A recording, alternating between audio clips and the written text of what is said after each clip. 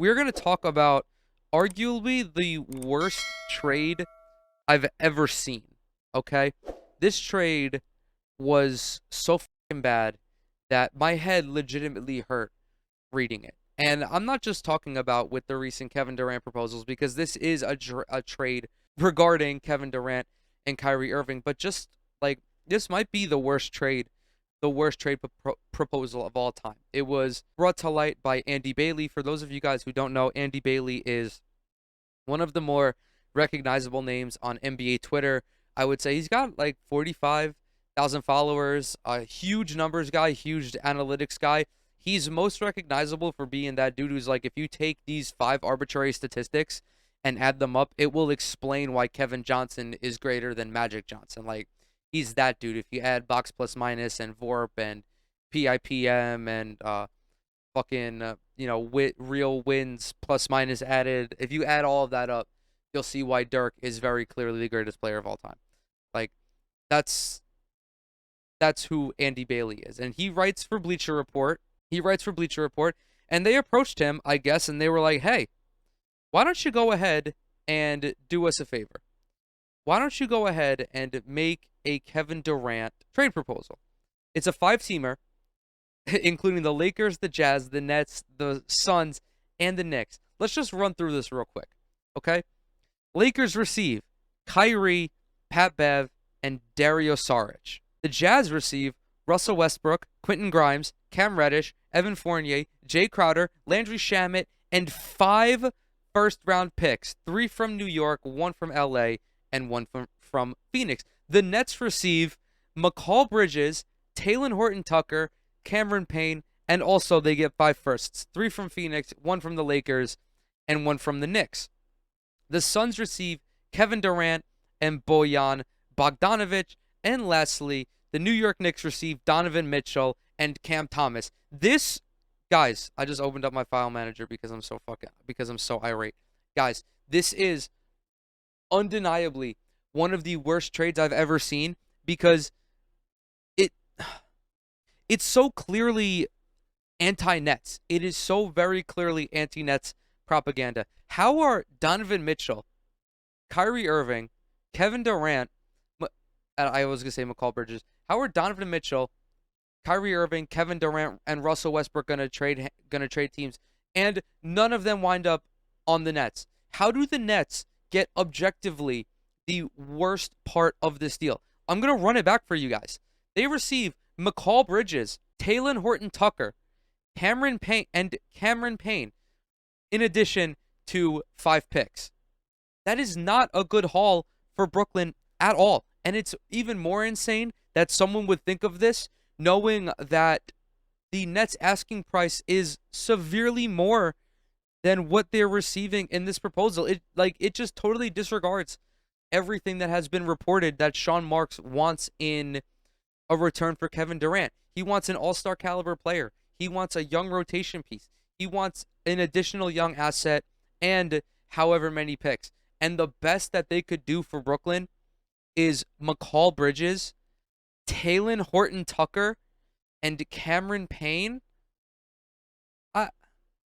Dude, come on. Like, I get it. You can be anti-Brooklyn. It's fine. I don't care. You can hate the Nets all you want. But if you're a content creator, or you're someone who, like, wants a little bit of, I don't want to say credibility, but you don't want to look like a fucking quack, or, someone who's just doing it for shits and clicks, put a little more thought into this trade. Like, it's such a fucking stupid trade. Again, we're going to run it back, guys. We're going to run it back. The Lakers receive Kyrie, Pat Bev, and Dario Saric. The Jazz receive Russell Westbrook, Quentin Grimes, Cam Reddish, Evan Fournier, Jay Crowder, Landry Shamet, and 5 picks. This is more along the lines of what Sean Marks was asking for. Even though I don't want Russell Westbrook in a Brooklyn Nets uniform, this is the kind of haul that you should expect to get for just Kevin Durant alone. And instead, Andy Bailey went ahead and gave this haul to Utah for some reason. And again, Brooklyn receives, we already went through this, Phoenix receives Kevin Durant and Bojan Bogdanovic. They don't have to part ways with DeAndre Ayton. They still have Chris Paul. They still have Devin Booker. Their depth is kind of shot because they're getting rid of Jay Crowder and Landry Shamet, but you're bringing on Kevin Durant.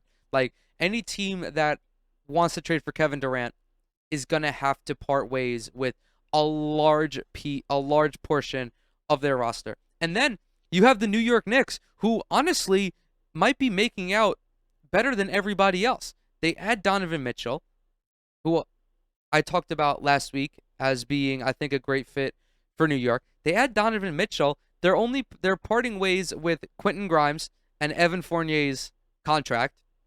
I think they're also parting ways with Cam Reddish, but I don't know. Like, I don't foresee him, really being a huge rotational piece for the Knicks. Like, the Knicks made off better than everybody else in this deal. Plus, they only had to give up. Well, I mean, they gave up 4 picks, so that's probably the worst part of this trade. But like, this is just, I hate it for no other reason than it just totally is not realistic at all. Like, I get it. There is a place for shit posting on the internet, but I would expect this from a 14-year-old who has Russell Westbrook in his avatar and whose @ is Russ West GOAT 69420. I would expect that from him and not from Andy Bailey and Bleacher Report, who are, more prominent members of the NBA community. Like, it's just disingenuous.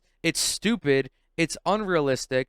It's not going to happen. And if Sean Marks were to go over this 5-team deal and think that this haul that he's getting is worth parting ways with Kevin Durant and Kyrie, I want him to be sent to the ISS. He will no longer be the general manager for the Brooklyn Nets. He will be an astronaut. He will be working on the ISS. He will go up there with the Russian cosmonaut and the Italian astronaut who just did a spacewalk. He will be 6'10". I don't know how the fuck he's going to fit in the rocket ship, but that sounds like a him problem now.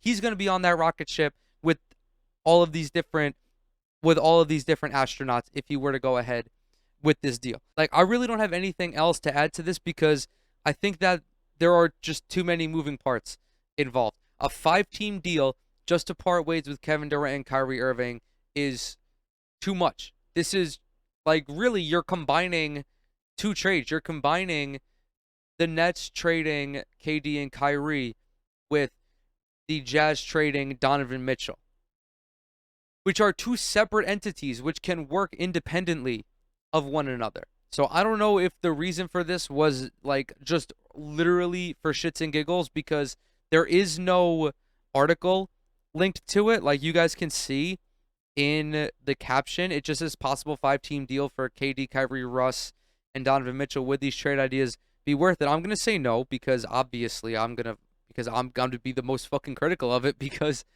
KD and Kyrie are going to be leaving, and I don't want McCall Bridges, Talen Horton-Tucker, and Cameron Payne for KD and Kyrie. I don't want that. That's fucking stupid. And man, I'm getting so worked up over this. I'm getting so worked up over some bullshit. At Return of the Booze says, why would you post this? I agree, man. I agree.